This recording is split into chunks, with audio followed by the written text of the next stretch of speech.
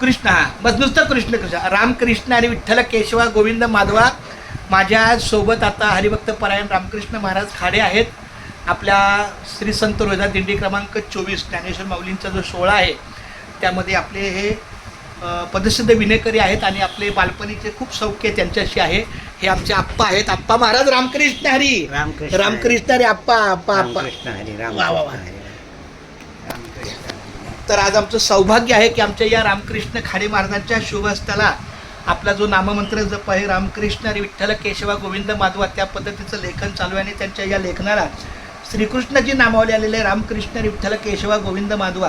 म्हणजे मी जरी एक शब्द जरी खाली लिहित असतो तरी मुखामध्ये रामकृष्ण हरी विठ्ठल केशवा गोविंद माधवा बस तेवढंच लिहायचं. रामकृष्ण हरी विठ्ठल केशवा गोविंद माधवा, रामकृष्ण हरी विठ्ठल केशवा गोविंद माधवा, रामकृष्ण हरी विठ्ठल केशव गोविंद माधवा, रामकृष्ण हरी विठ्ठल केशव गोविंद माधवा.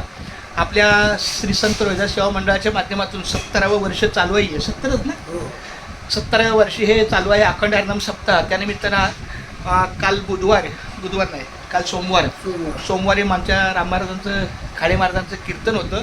पण माझ्या शाळेच्या सवासाची एंट्री पुन्हा ह्या सगळ्या गोष्टी नाही जमलं. पण आज आल्यावर मात्र मला गणपत काळे महाराज त्यांनी सांगितलं की आपले राम पण आहेत आणि आप्पा पण येऊन गेले. तातोबा खाडे महाराज गुरुतुल्य, आपले वडील तुल्य. त्यामुळे मला त्यांना भेटायला फार आनंद वाटला. जिथे कुठे असतील मी त्यांना भेटायला येतो.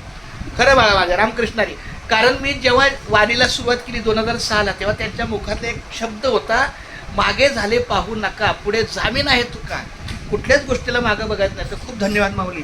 फक्त एकदा बोला रामकृष्ण हरी विठ्ठल केशवा गोविंद माधवा, रामकृष्ण हरी विठ्ठल केशवा गोविंद माधवा. आता हा माझा मूर्खपणा आहे की मी तुम्हाला म्हणायला सांगतोय, पण मला ते कारण तुम्हाला काय सांगायचं माझं पामराशी काय थोरपणा. बरं आता खूप धन्यवाद. आता